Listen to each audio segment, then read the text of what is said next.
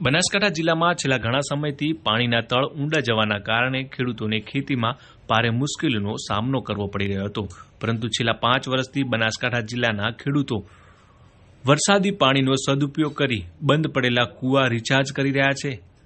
ત્યારે ડીસાના માલગઢના મામાનગરના એક ખેડૂતે દેશી જુગાડ અપનાવી બંધ પડેલા કૂવામાં તે વરસાદી પાણીને રિચાર્જ કરી રહ્યા છે।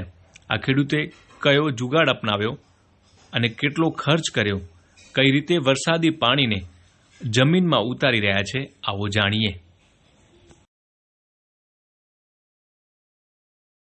મારું નામ દલપત રૂપાજી માળી। હું ખેતી કરું છું ને રહેવાનું ગામ માલગઢ, મામાનગર, તાલુકો ડીસા। છેલ્લા 10 વર્ષથી પાણીના તળ તો ખૂબ જ ઊંડા ગયા છે, એટલે મુશ્કેલી ખૂબ જ પડે છે ખેડૂત, કેમ કે બોર ઊંડા જાય તો નવા બોર બનાવવાના ખર્ચા પણ વધી ગયેલા છે।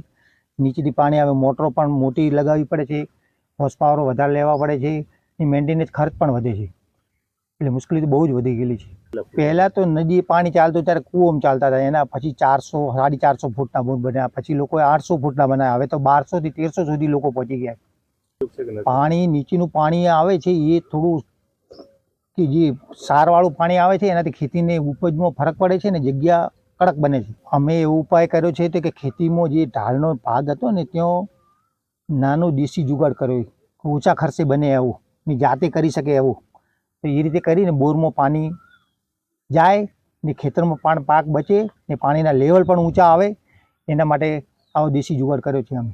દેશી જુગાડ એટલે નીચાણવાળો ભાગ હતો ત્યાંથી પાઇપલાઇન મૂકી ને બોરમાં મૂકી ને એમાં એક પીપળું 3 ફૂટનો ખાડો કર્યો શરૂઆતમાં, એ નીચાણવાળો ભાગ હતો ત્યાં ખાડામાં પીપ મૂક્યું, પીપને આજુબાજુ ખાણા પાડ્યા, પછી એના અંદર એક પાઇપ મૂકી ને આજુબાજુ ગેવર કપચી એ નાખી દીધેલી છે, એનાથી કારણે પાણી ચડાઈને જાય ને માટી કે રેત જાય ને બોર ચોકઅપ બને નહીં।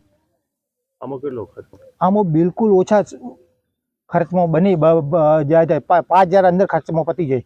એ કુડી બનાવે છે, કારીગરને લાવો, કડિયાને લાવો, કડિયા દિવાલો બનાવે ને આ આગા પાછળ ઊંચા નીચે લેવલમાં બનાવે ને આ દેશી જુગાડમાં આપણે જે રીતે કરવું એ રીતે કરી શક્ય છે, એમ કોઈ પણ ખેડૂત કરી શકે એમ।